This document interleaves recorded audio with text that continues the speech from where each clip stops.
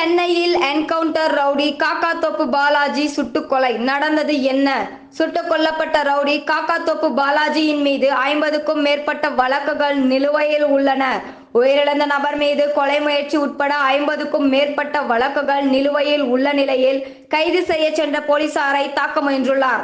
இதையடுத்து தற்காப்பிற்காக சுட்டதில் ரவுடி காக்காத்தோப்பு பாலாஜி உயிரிழந்ததாக முதற்கட்ட தகவல்கள் தெரிவிக்கின்றனர்.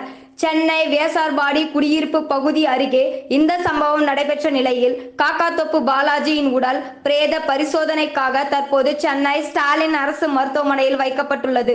சென்னை பிராட்வே காக்காத்தோப்பு பகுதியில் உள்ள PRN கார்டன் வள்ளுவர் நகரை சேர்ந்த ராமலிங்கத்தின் மகன் பாலாஜி 36 வயதாகும். இவர் சரித்திர பதிவேடு குற்றவாளி.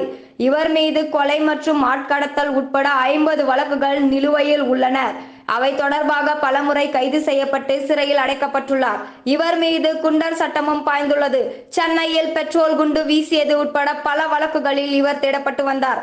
இந்நிலையில் புளியந்தோப்பு பகுதியில் அவர் பதுங்கியிருப்பதாக கிடைத்த தகவலின் பேரில் போலீசார் அங்கு விரைந்தனர். சுற்றி வளைத்து பிடிக்க முயன்றபோது போலீசாரை தாக்கிவிட்டு தப்பிக்க முற்பட்டுள்ளார். அப்போது போலீசார் நடத்திய துப்பாக்கி சூட்டில் பாலாஜி சம்பவ இடத்திலேயே உயிரிழந்தார்.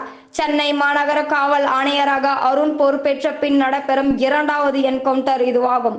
முன்னதாக பகுஜன் சமாஜ் கட்சி மாநில தலைவர் ஆம்ஸ்டாங் கொலை வழக்கில் தொடர்புடைய குற்றவாளி சுட்டுக் கொல்லப்பட்டார். அதைத் தொடர்ந்து தற்போது சரித்திர பதிவேற்று குற்றவாளியான பாலாஜி சுட்டுக் கொல்லப்பட்டுள்ளார். சென்னையில் குற்ற சம்பவங்கள் அதிகரித்து வருகின்றன. சட்ட ஒழுங்கு சீர்கெட்டுள்ளதாக எதிர்க்கட்சிகள் குற்றம் சாட்டு வரும் நிலையில் அடுத்தடுத்த 2 என்கவுண்டர்கள் அரங்கேறி உள்ளனர். இது ரவுடிகள் மத்தியில் கலக்கத்தை ஏற்படுத்தி உள்ளது. தமிழர் மனசு செய்திகளுக்காக உங்கள் பூஜா.